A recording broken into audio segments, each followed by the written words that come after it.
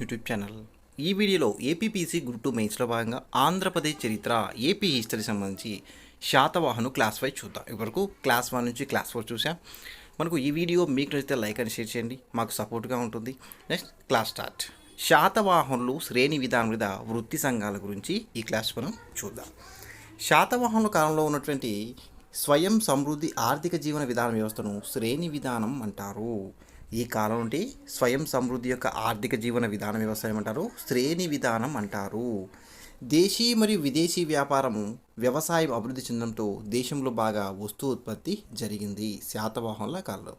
ప్రతి శ్రేణికి ఒక అధిపతి ఉండేవాడు, అతన్ని శ్రేష్ఠి అని అనేవారు. ఒక్కొక్క వస్తువును ఒక్కొక్క వర్గం ఉత్పత్తి చేసేది, అది వారి వృత్తిగా అభివృద్ధి చెందినది. మరియు ఒక్కొక్క వృత్తిని చేసేవారు ఒక్కొక్క శ్రేణిగా ఏర్పడ్డారు శాతవాహన కాలంలో. అలానే రాజుచే వసూలు చేయబడే చేతి వృత్తులకు పన్నును కారుకర అంటారు. కారుకర అనగా రాజుచే వసూలు చేయబడే చేతి వృత్తుల పన్నుకు కారుకర అని పేరు. అలానే ప్రతి శ్రేణి తన శ్రేణి నిబంధనలను తానే రూపొందించుకుంటుంది. దీన్ని శ్రేణి ధర్మం అనేవారు. రాజులు వారి శ్రేణి ధర్మానికి ఆమోద ముద్ర వేసేవారు. అలానే బట్టిప్రోలు శాసనంలో పేర్కొన్న నిగమ సభలను వర్తకుల సభలని, దేశీయ వ్యాపారాలు జరిపే సభలను నికాయ లేదా నిబాయ సభలని, అలానే విదేశీ వ్యాపారం నిర్వహించే వారిని సార్ధవాహులు అని అనేవారు. ఈ కాలం నాటి శ్రేణి వ్యవస్థ ఆధునిక బ్యాంకింగ్ వ్యవస్థగా రూపొందించబడింది.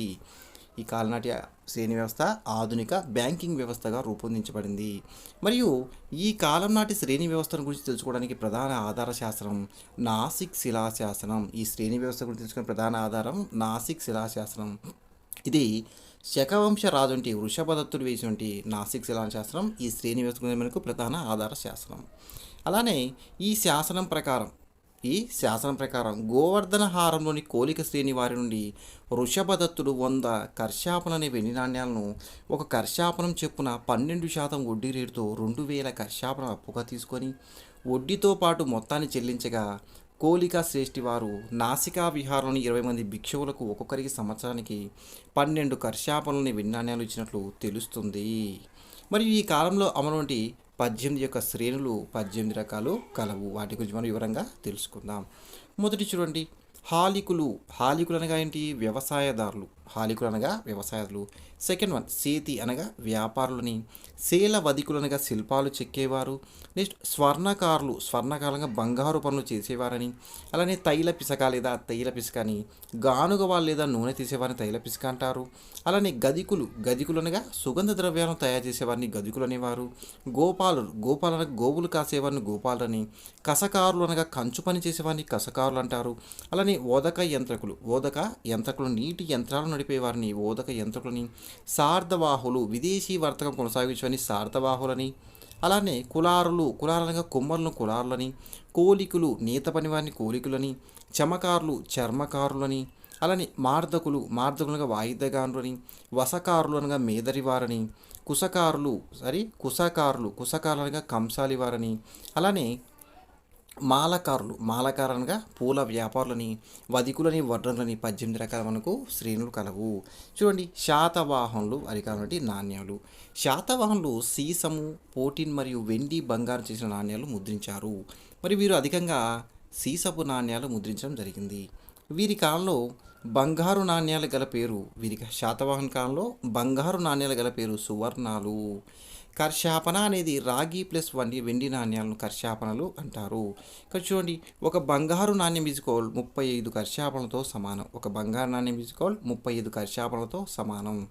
నెక్స్ట్ శాతవాహనులు వారి యొక్క వర్తక వాణిజ్యాలు. వ్యాపారంలో పేరు పొందినటువంటి నగరాలు శాతవాహనుల కాలం నాటి పేరు పొందినటువంటి నగరాలు. గూడూరు సన్న బట్టలకు ప్రసిద్ధి. అలానే వినుకొండ లోహ పరిశ్రమకు ప్రసిద్ధి. అలానే పల్నాడు వజ్ర పరిశ్రమకు ప్రసిద్ధి. గుంటుపల్లి రాగి మరియు ఇనుప పరిశ్రమకు ప్రసిద్ధి. అలానే ప్రతిష్టానపురం తగరం మరియు జౌలి పరిశ్రమ ప్రసిద్ధి.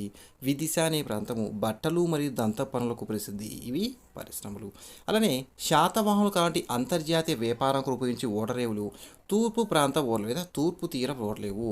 మైసోలియా నేటి మచిలీపట్నం కృష్ణాజిలోని మైసోలియా, కంటకశిల నేటి కృష్ణాజిలోని ఘంటశాల, అలానే కొడ్డహైరా నేటి గూడూరు ప్రాంతం నుండి కృష్ణా జిల్లా, అలానే కోరంగి తూర్పుగోదావరి జిల్లా నుండి కోరంగి, అలానే పాండిచ్చేరిలో ఉన్నటువంటి అరికమీడు ఎన్ని తూర్పు తీర ప్రాంత ఓడరేవు లాంటి కాలం నాటి.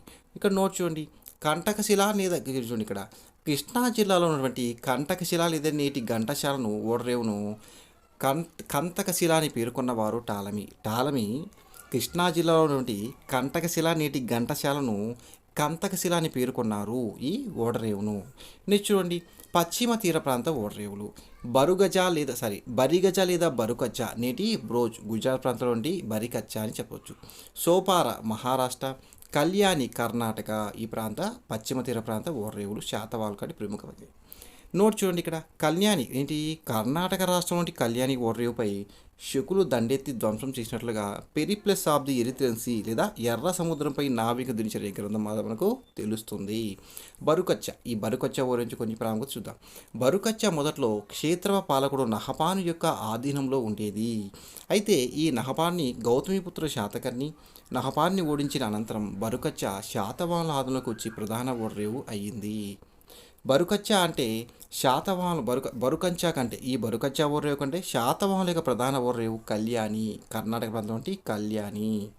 అరికమేడు నిశ్చోడి అరికమేడ ఓడరేవు రోమ్ దేశంతో వ్యాపారం చేయడానికి ఈ అరికమేడ ఓడరేవును ఉపయోగించినట్లు పెరిప్లస్ ఆఫ్ ది ఎరిత్రెన్సీ అనే గ్రంథం ద్వారా మనకు తెలుస్తుంది. అలానే నేచురల్ హిస్టరీ అనే గ్రంథం ద్వారా తెలుస్తుంది.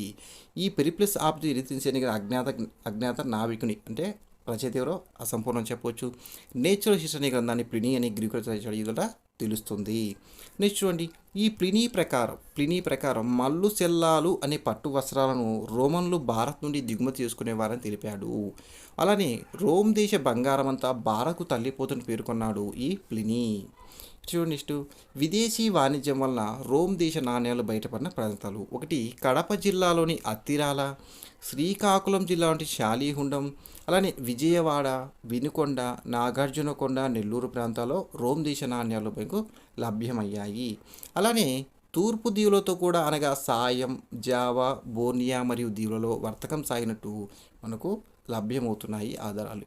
ఇక్కడ నోట్ చూడండి, యజ్ఞశ్రీ శాతకర్ణి యొక్క నాణ్యాలపై లంగరు వేసిన ఓడగుర్తు ఆనాటి విదేశీ వ్యాపారం ధృవపరుస్తున్నాయి. ఇది మనకు ఇంపార్టెంట్గా చెప్పవచ్చు. నెక్స్ట్ చూడండి, మరి విదేశీ వ్యాపారం చేసేవారిని సారథవాహులు అనేవారు. వీరంతా ఒక శ్రేణిగా ఏర్పడి విదేశీ వర్తకాన్ని నిర్వహించారు. మరియు శాతవాహన కాలం నాటి ఎగుమతులు పెరిప్లస్ ఆఫ్ ది అనే గ్రంథం ప్రకారం సుగంధ ద్రవ్యాలు ఎగుమతి చేసేవారు.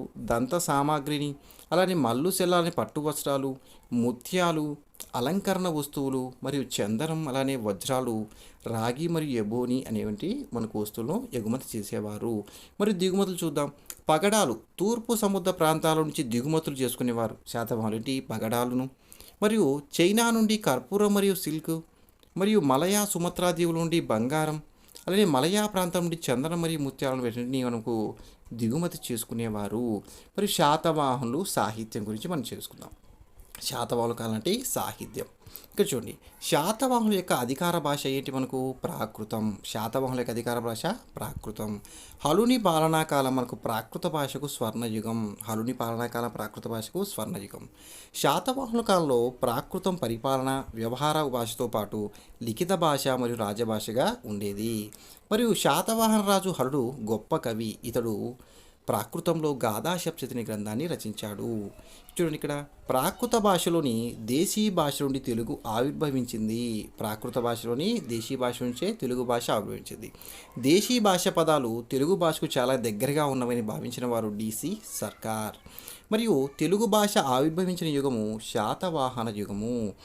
చూడండి, తెలుగులో మొట్టమొదటి పదము నాగబు అనే పదము. మరియు ఈ నాగబు అనే పదగల శాసనం అమరావతి శాసనం మనకు తెలియజేస్తుంది. మరియు తెలుగు పదాలు గల ప్రాకృత గ్రంథం ఇది హలుడు రాసినటువంటి గాథాసప్తశతి అండి. తెలుగు పదాలు గల ప్రాకృత గ్రంథం చెప్పవచ్చు. హలుడు రాసిన గ్రంథం గాథాసప్తశతి. దీని నుంచి ముఖ్యాంశాలు చూద్దాం. హలుడు యొక్క బిరుదు ఏంటి? కవివత్సలుడు ఏమంటారు? హలుడు అంటారు. మరియు గాథాసప్తశతి రచనకు తోడ్పడిన మహిళలు అనులక్ష్మి, మాధవి, రేవతి మరియు అనుపమ లబ్ధం అనేవారు ఈ గాథాసప్తశతి రచనకు తోడ్పడిన మహిళగా మనం చెప్పవచ్చు. నెక్స్ట్ చూడండి ఇక్కడ గాథా సప్తశతిలో 700 గాథలు ఉన్నాయి. మరియు హలుడు గాథా సప్తశతిలో ఉపయోగించబడిన తెలుగు పదాలు అత్త, పొట్ట, పెంట, పిల్ల, బొంది, రంప, మైల, అద్దము, పొడి, కుసురు మరియు ఇతర పదాలు వాడడం జరిగింది. మరియు గాథా సప్తశతి వల్ల నాటి సాంఘిక జీవన పరిస్థితులు తెలుస్తున్నాయి. ఇది ఇంపార్టెంట్ మనకు. అవి ఏంటి చూద్దాం. ఈ గాథా శక్తి వల్ల నాటి సాంఘిక జీవనంలో ఆ కాలం నాటి స్త్రీలు సతీ సహనం పాటించేవారు. మరి ఆ కాలంలో బాల్య వివాహాలు లేవని హరుడు తెలిపాడు. మరియు దిక్కులేని స్త్రీలు వ్యభిచార వృత్తి నిర్వహించేవారని పేర్కొన్నాడు. అలానే ఈ గాథా శబ్ద ప్రకారం వీరి యొక్క వినోదాలు చూద్దాం. శాతవాహన కాలం నాటి ప్రముఖ వినోదాలు గాథా శబ్దం ఒకటి జంట నృత్యాలు మరియు బృంద నాట్యాలు. నెక్స్ట్ చూడండి. అలానే సముద్ర వ్యాపారం చేసే వర్తకులు భార్య ప్రియశీల గురించి పేర్కొన్న గ్రంథం గాథా సప్తశతి అనే గ్రంథం మనకు తెలిపింది. అలానే చూడండి. నెక్స్ట్ గ్రంథం బృహత్ కథ మరియు గుణాఢ్యుడు రాసినటువంటి బృహత్ కథ అయిన పైశాచిక భాషలో రాయడం జరిగింది. గుణాఢ్యుడు బృహత్ కథలో బానిస వ్యవస్థ గురించి కూడా ప్రస్తావన చేశాడు. ఈ బృహత్ కథ ఆధారంగా పంచతంత్ర కథలను కూడా రచించడం జరిగింది. చూడండి. నెక్స్ట్ గ్రంథం కుతూహలం రాసినటువంటి లీలావతి ప్రణయ గ్రంథమైన ప్రాకృత భాషలో రాయడం జరిగింది.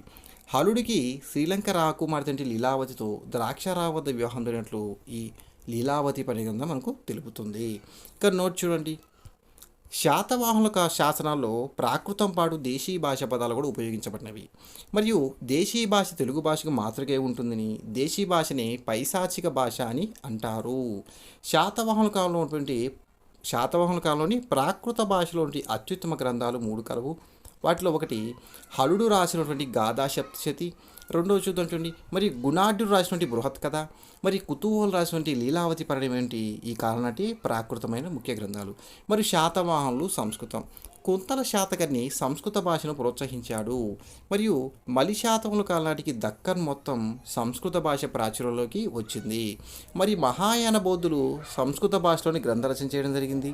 మరియు శకవంశ రాజంటి రుద్రతాముడు మొట్టమొదటి సంస్కృత శాస్త్రమైన జునాగఢ్ శాస్త్రాన్ని వేయించారు. చూడండి. శాతవాహన కాలం నాటి వంటి ప్రముఖ సంస్కృత గ్రంథాలు ఒకటి కాతంత్ర వ్యాకరణం శర్వం రాసినటువంటి, 2 వాచాయన వంటి కామసూత్రాలు లేదా కామసూత్ర అనే గ్రంథాలు. మరియు కామసూత్ర ప్రకారం ఆ కాలానికి ప్రజల ముఖ్య పండుగలు కౌముది యాగం ఒకటి. నెక్స్ట్ చూడండి. మరి ఘటా నిబంధన అనేటువంటి మదనోత్సవం అలానే హాలకా ఉద్యాన పండుగ మనం చెప్పవచ్చు. మరి శాతవాహనుల కాలం సంగీత పరికరాలు ఒకటి మృదంగం, వీణ, 3 శంఖం, 4 వేణువు ఆ కాలంటి ముఖ్య సంగీత పరికరాలు. మరి ఇతర వినోదాలు వీరి యొక్క ఇతర వినోదాలు ఒకటి ఎడ్ల పంద్యాలు, 2 కోడి పంద్యాలు. మరి ఈ కాలంలో జీవించండి ఆర్యదేవుడు, ఆచార్య నాగార్జునుడు వీరి రచనలు ఈ సంస్కృతంలోనే ఉన్నవి. ఇక్కడ నోట్ చూడండి. ఆర్యదేవుడి యొక్క ముఖ్య రచన చిత్తశుద్ధి ప్రకరణ గ్రంథం రాసిన వారు ఎవరు? ఆర్యదేవుడు. మరి సంస్కృత భాషలో గ్రంథ రచన శాతవాహన యుగంలోనే ప్రారంభమైంది. ఇది ముఖ్యంగా మనం ఇంపార్టెంట్గా చెప్పవచ్చు.